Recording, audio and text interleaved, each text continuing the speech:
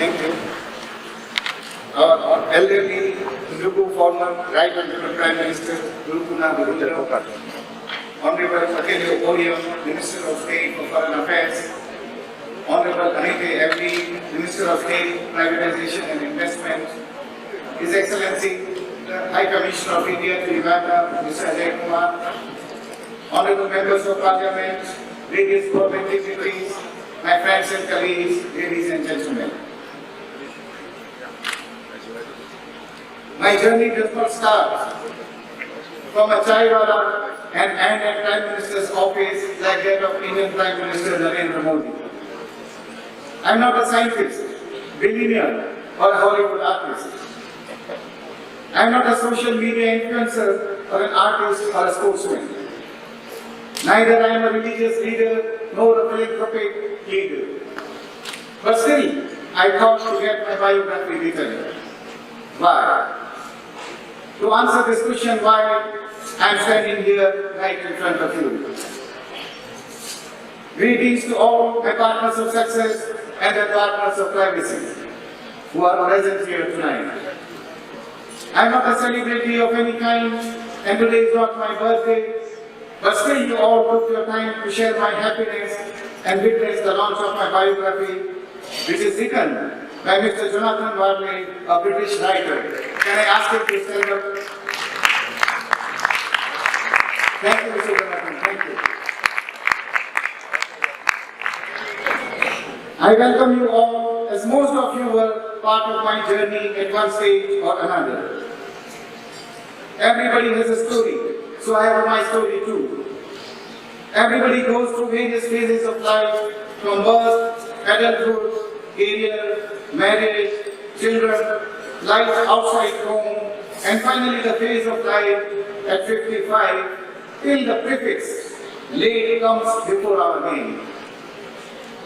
This is called the wheel of life. My biography is an attempt to dissect my life. It is not just about my story, or about my achievements, or about my future ambitions. It is not about my ego. It is about the lessons I have learned at every stage of my life. It is about how I corrected myself in my life journey with the lessons learned. And it is about how the lessons I have learned will guide others. It is about living the life even after death through my hope. We often hear an expression, and the moral of the story is, it is this, that what I want to share with the leaders in the hope that it can be of benefit to the community we live in. At the end of every chapter, I have narrated some out-of-the-box models of life connected with that particular phase of life. This is called the direction of life at every phase. And thus, my book is titled Wheel and Compass of Life. Now let me touch base on some of the stories and phrases or morals of my biography to give you a glimpse of it. What do I mean by that? Whatever work your boss is doing, take that responsibility upon yourself. The more your boss is free, the more he will acknowledge you as a good and efficient employee. Slowly, you will become indispensable. You will also learn new skills which can further advance your value in the company. The principle of making your boss free can be applied at every level of seniority in every organization. It even applies to business people. That is, when you are getting inducted in your father's business, work towards making your father free at an appropriate time. This is the trick to rise ladders of the organization in the shortest span of time. Number 2. Every new boss is put to test by his or her subordinates. After moving to Kampala and taking charge of the business there in March 1998, my subordinates, that is my departmental managers, immediately started testing my capabilities as a manager. Many people would perhaps run away from such difficult situations. But I realized that the reason the subordinates were challenging me this way was because they wanted a strong and resourceful force for their own success and protection in the long run. The same officers who gave me tough time initially were my great supporters once I proved the time the right course for them. God gives equal opportunities to all, but the one who grabs it timely achieves success. God gives equal opportunity to everybody, irrespective of whether they are rich or poor. Some of us grab these opportunities, some of us negotiate with them, and some of us delay our decisions, or some of us even hand over opportunities to others. And some people even ignore those opportunities completely. Perhaps they do not even realize opportunities were there. But those who grab an opportunity when it comes their way become successful individuals. Number 4, you are the gatekeeper of the organization. You are the managing director of the organization. Frequently we hear people saying, "This is not my work, this is not in my job description, or this work is below my dignity." Such statements should lead us to nowhere. In my career at Graphic System, I have worked as if I am a gatekeeper or askari of my company, as well as work like a managing director of the company, meaning work like an owner of the company. The way owner will not shy of doing any duty of his company, the employee should also work the same way. If people follow this philosophy, they can never go wrong. Number 5, save time. This is another subject which is very near to me, and I have talked in my biography with my own testimonies. I always say people must save time by eliminating useless activities from their life. God has given us only 24 hours in a day, and we cannot negotiate that to gain more time. When we truly analyze ourselves, we waste a great deal of time every single day, and we don't even realize it. Whenever I focus on this issue, I find areas where I'm wasting time. Then I make sure I take action to save it. When I'm in the car going to or returning from work, or heading out to meet clients, I use driver. The simple reason is that when I have a driver, I can work in the car. I can read documents, make phone calls, and plan various business scenarios. Even while using the bathroom, one can think creatively and do planning, meaning time well spent. We hear many slogans like save environment, save soil, save money, and many similar such slogans. But according to me, the slogan save time is on the top of all the slogans. Because if we can save the time, we can save environment, we can save soil, and we can save money. But if we don't have the time, we can't achieve anything. Life is short, and we can save wasted time by utilizing it effectively, and life can be more memorable. Number 6. We want to move in east, but society pushes us to the west. There is always a conflict between what we want and what society wants. Because society thinking changes slower than ours as individuals. Somehow upper and lower class of society breaks the shackles of the society more easily than the middle class.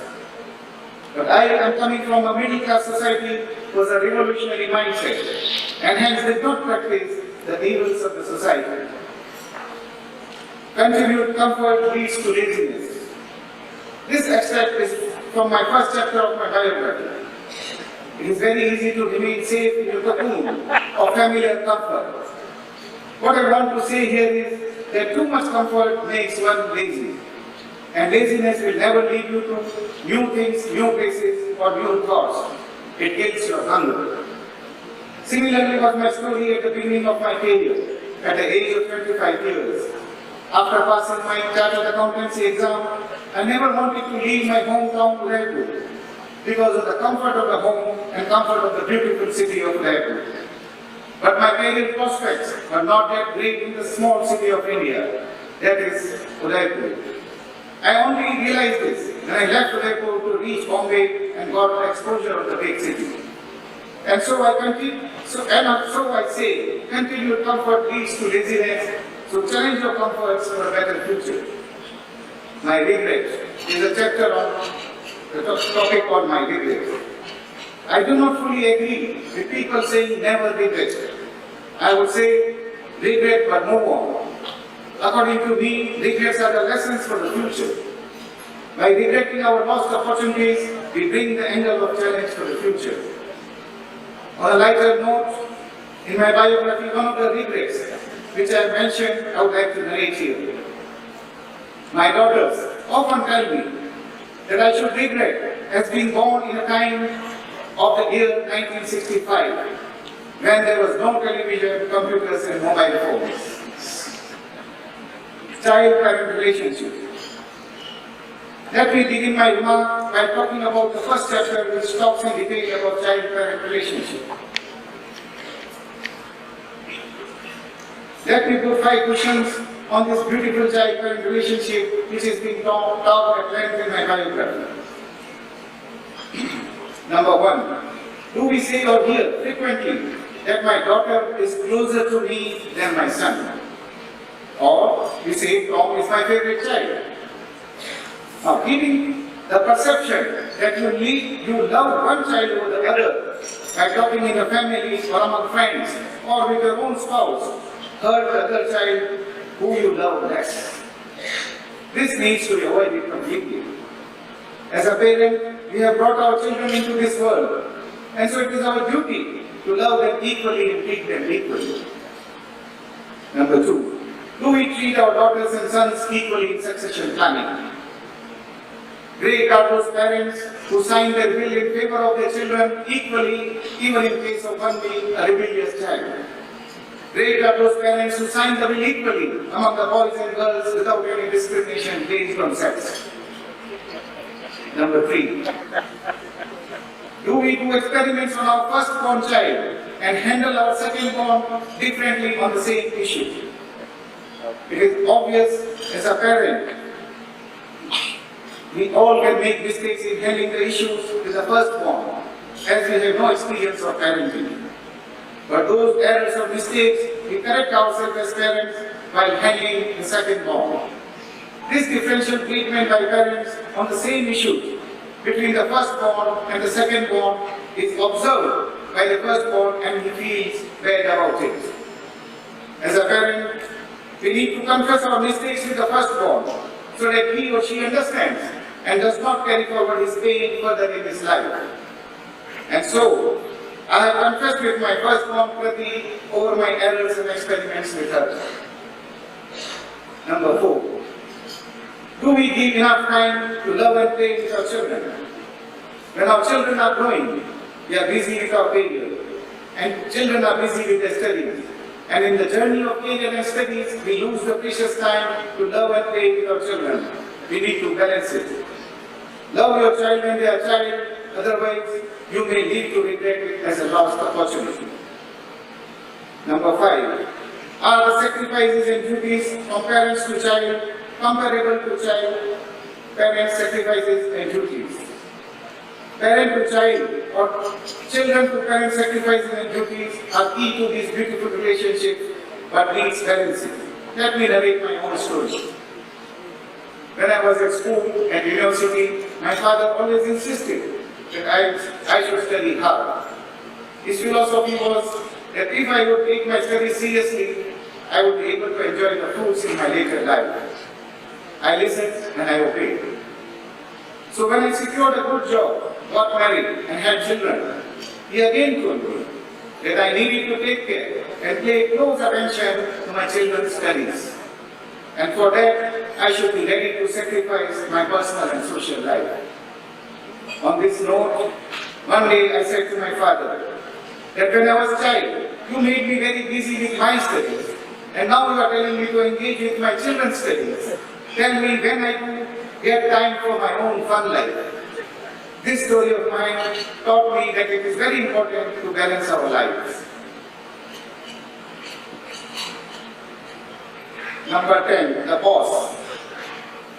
The late Mr. Safir Haji was my boss with whom I worked for 25 years.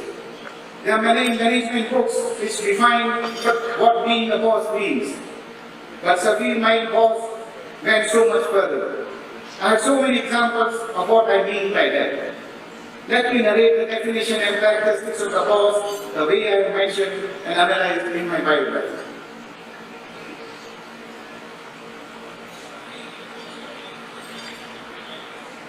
A boss gives vision and mission to his people.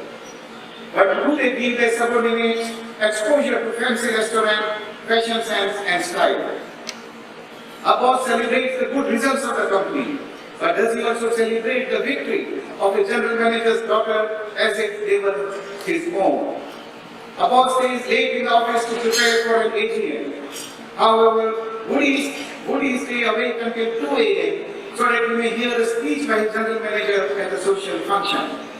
A boss plays with numbers in the office, but does he play and watch cricket with his staff? A boss could be of different religion, but does he participate in the rituals and festivities of his Hindu staff? A boss sanctions funds for Christmas parties, but does he participate in the party as the first guest to arrive and the last guest to leave? A boss grows his company exponentially, but does he grow his staff exponentially? A boss wants you to work hard, but does he work harder than you? A boss makes rules, but does he apply those rules to himself? My boss Safi Haji was one of such persons. That's how I have given tribute to my boss Safi Haji in the biography and wish you all to aim in such direction so that your staff remembers you forever. Never be afraid of answering no. Most of us are afraid of speaking up or asking questions or putting proposals if we are expecting the answer to be no, and so we remain silent. I have never been afraid of the answer no. Until I hear the answer no, I will not assume it. On many occasions, your expectation could be negative, but you may get the surprise of your life and get completely positive reaction. My biography justifies it by quoting some real-time stories of mine. Do we recognize people whose ideas we adopt? In my journey of last 30 years, a large number of ideas and initiatives to me have come from my friends, workmates, TV, newspaper, and sometimes even the gatekeeper, secretary, office clerk, and such others. Many people have ideas, but they are not being in a position to execute it for themselves for one reason or another. It might be a lack of confidence, lack of authority, or lack of finance. We as successful people should give due credit to such idea givers, as most of the time we take their ideas and we do not even recognize them. Number 13. Compare yourself with your supervisor and aim for it. Compare with your superior and aim for it. And also compare with your juniors to develop confidence that you are better than many. Many personalities say that we should not compare ourselves with others. I completely disagree with this notion. Comparison is the key to success and motivation. From my childhood till today, I have been practicing this tool of comparison. When I compare my superiors or achievers, my vision expands and my target improves. But when I compare myself with a junior, I thank God for giving me all what I have today, which many others do not have it.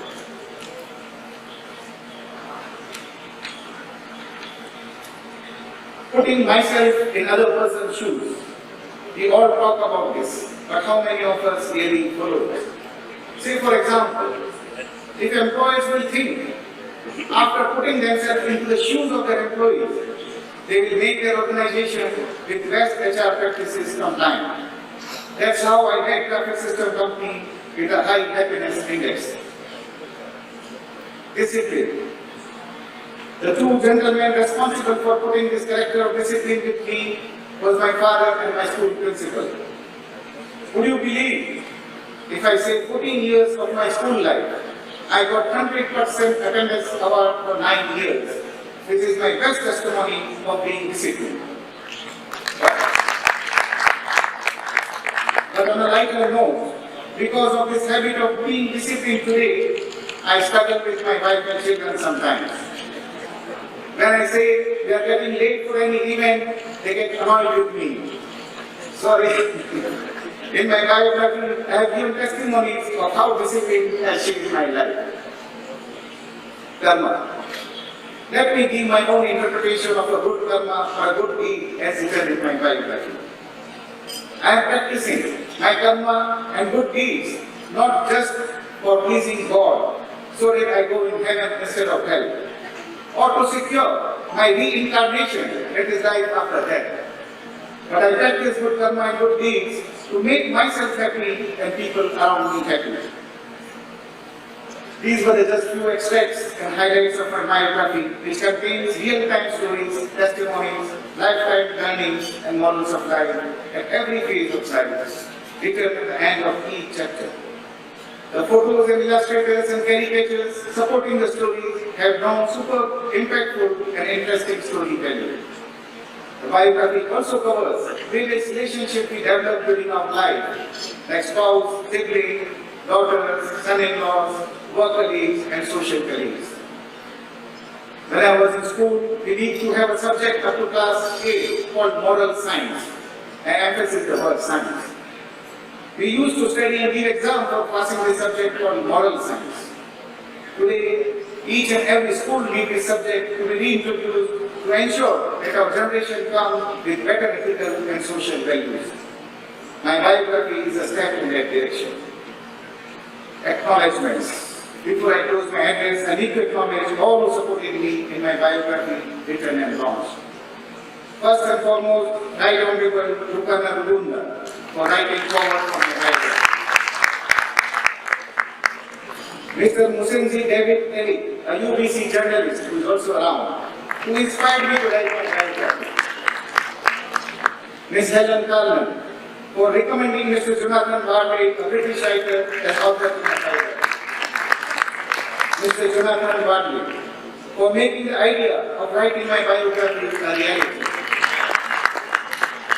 Ms. Claire Omonio, my secretary, for taking my voice notes for the last 2.5 years and sharing some great solutions. Danny Kivera, my Peter's designer, for adding all creative elements and uploading my biography on Amazon. Mr. Felix Picoba, for adding life in my story through caricatures and cartoons. Ms. Deepti Sharma and James Pithakul, sorry if I'm mispronouncing your name, for copy editing my final draft.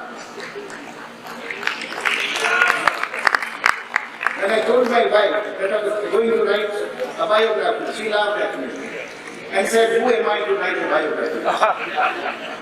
But the same Pratibha reminded me of many stories which I could have missed otherwise. Thank you, Pratibha.